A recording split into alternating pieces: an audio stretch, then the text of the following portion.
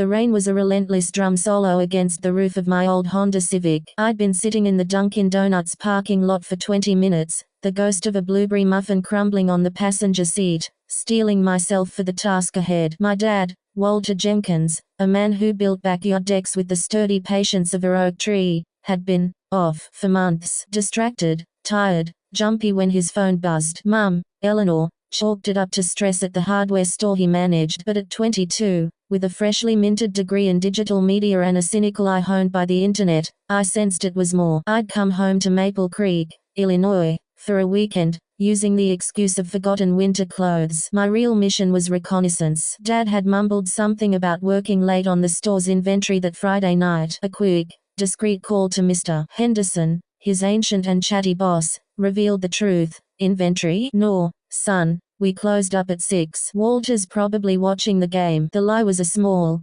cold stone in my gut. So, I waited. And when his familiar red Ford F-150 finally rumbled out of our driveway at 7 p.m., heading not towards Main Street but towards the interstate, I followed. The wipers swished a frantic rhythm, keeping time with my heart. We drove for 40 minutes, leaving the familiar streetlights of Maple Creek for the neon glow of the outskirts of Peoria. He pulled into the parking lot of a place called the Starlight Motel, a single-story, L-shaped relic with a flickering sign promising free HBO and vacancy. My blood went from cold to frozen. The Starlight wasn't just a motel, it was the punchline to a dozen town jokes, a place for truckers needing a crash pad or affairs needing a cheap room. I watched, paralyzed, as my father, the man who taught me to throw a spiral, who fixed my bike with gentle hands, who cried at my graduation, got out of his truck. He didn't look around. He walked with a purpose I'd never seen, a grim determination, straight to room 114. He didn't knock. The door opened a crack,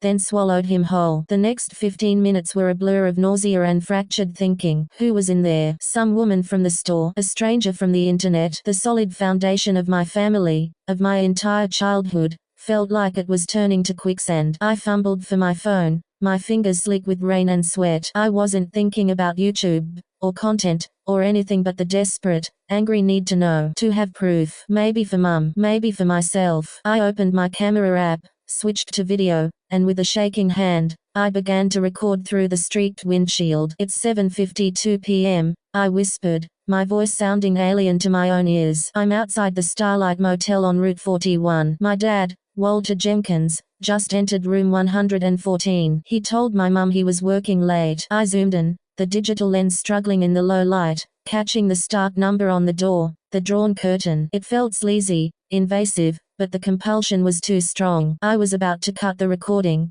to either storm the door or drive away weeping, when something changed. The door to room 114 opened again. Dad stepped out, but he wasn't alone. And it wasn't a woman. It was a young man, maybe a few years older than me. He was tall, lanky, with a nervous energy. He wore a worn leather jacket and kept his head down. My dad clapped a hand on his shoulder, a gesture that was neither romantic nor secretive, but tense, urgent. He handed the guy an envelope, thick with what I could only assume was cash. The young man nodded, shoved the envelope into his jacket, and hurried towards a beat-up sedan parked in the shadows. Dad watched him go, his shoulders slumped not in passion, but in what looked like profound exhaustion. Then he turned and went back into the motel room, closing the door. My mind short-circuited. This wasn't a secret affair. This was something else. A transaction. A payoff. Was my dad in some kind of trouble? Was he being blackmailed? Was that guy a drug dealer? The Walter Jenkins I knew was a straight arrow, a Rotarian, a guy who returned extra change if a cashier made a mistake. Before I could process, the door opened a third time. Now,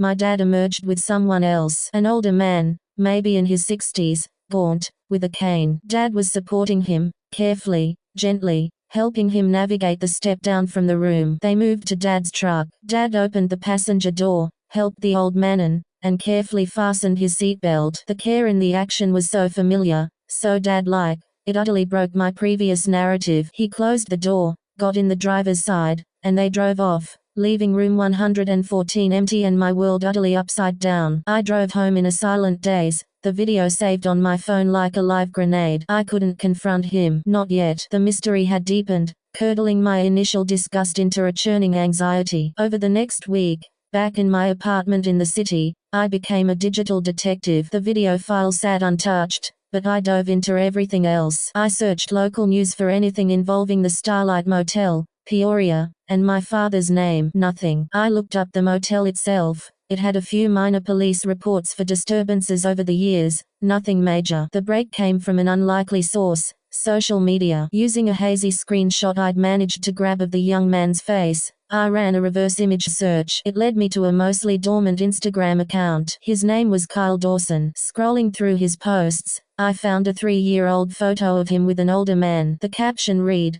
"Birthday dinner with the best pops a guy could ask for. Miss you every day, Dad." The older man was the same gaunt figure from the motel. My search expanded. I found an obituary for Martin Dawson, Kyle's father. He'd been a retired machinist, survived by his son, Kyle. The obituary was simple, but buried in the digital condolences was a comment from a former co-worker. "So sorry to hear about Marty's passing. He fought so hard at the end." The medical bills were a tragedy in themselves. A cold, sickening understanding began to dawn. Medical bills, the thick envelope of cash, the secret meetings. I went home the following weekend, the video now a secondary concern to the burning need for truth. I found Dad in his workshop, sanding a piece of cherry wood, the air sweet with sawdust. The radio was playing old Springsteen. I leaned against the doorframe. "Hey, Dad." "Jackson, didn't know you were coming," he said, smiling, but his eyes held that familiar, recent shadow. "I was in the area," I lied. "We made small talk about my job, Mom's garden." Then I took a breath. "I saw you last Friday at the Starlight Motel." The sanding stopped. The only sound was the river humming from the radio. His face drained of color, then tightened into a mask of defensive anger. "You were following me." "I was worried." "You've been different." "Who were you meeting, Dad?" "Who was that man?" "And who was Kyle Dawson?" Hearing the name was like a physical blow. He set down the sanding block, his hands trembling. The anger deflated, leaving pure, unadulterated fear. "You don't understand, Jackson." "Then make me understand." My voice cracked, because from where I was sitting, it looked like you were paying someone off. "Is it drugs? Gambling? What kind of trouble are you in?" He sank onto his work stool, the fight gone. He looked old. "It's not trouble like that. It's a debt of honor." And the story spilled out. 30 years ago, fresh out of trade school, Walter Jenkins and Martin Dawson had been best friends, working construction together. They were young, reckless. One rainy night, driving home from a bar, Dad was behind the wheel. Martin was in the passenger seat. A deer leapt out. Dad swerved. The car hit a patch of black ice, spun, and crashed into a tree. Martin was thrown through the windshield. He survived, but his back was shattered. He lived the next 3 decades in chronic pain, unable to work a full-time job, facing mountains of medical debt. The insurance, it wasn't enough. Dad whispered, tears cutting tracks through the sawdust on his cheeks. "I was at fault, Jackson. My stupid decision, my speed. I ruined his life." The legal stuff ended, but the real stuff, that never does. I promised him, and his wife before she passed, that I'd make sure he was taken care of. And I promised to look out for Kyle after Marty was gone. The motel, he explained, was a neutral, private place. Martin's pride was ferocious. He refused charity, refused to come to our house, refused to let Mum know. He saw the payments as his due, not a handout. So, for 25 years, my father had been skimming from our family's budget, a little from the grocery fund, a cut from his overtime, a portion of his annual bonus. He'd meet Martin, and later Kyle, who was struggling to keep his father's medical debts from drowning him, at the Starlight. He'd hand over cash. It was his penance, his secret life. "Your mom,"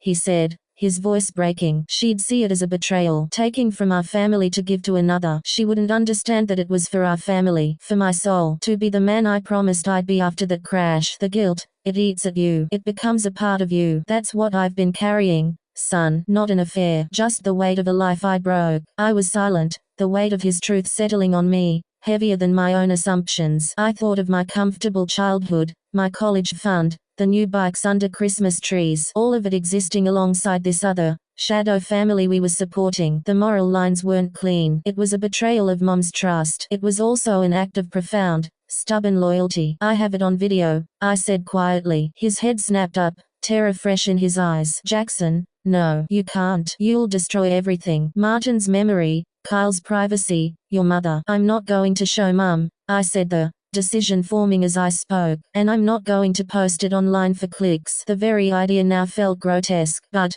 Dad, This has to stop. The lying, the secrecy. It's killing you. And it's going to blow up eventually. We talked for hours in that workshop. We cried. We argued. We finally arrived at a fragile plan. He would tell Mum the whole story. It would be catastrophic, but it was the only way to start healing. And I would be there with him. As for Kyle, Dad would arrange a proper meeting. No more motel rooms. We would find a way to help him that wasn't shrouded in shame. Maybe help him consolidate the debts. Maybe set up a proper payment plan. It wouldn't be easy, but the secret was out. Later that night, in my old bedroom, I looked at the video file on my phone. I saw the grainy, shaky footage of the Starlight Motel, my dad's figure, the exchange. It wasn't evidence of a sordid secret anymore. It was a tragic, flawed, and deeply human document of a man trying, in the only broken way he knew how, to pay a debt that could never fully be settled. I selected the file and pressed delete. Then I emptied the trash. The confession to my mother was a storm, as predicted. There were tears, accusations of betrayal, a week where Dad slept on the couch. But the core of their love,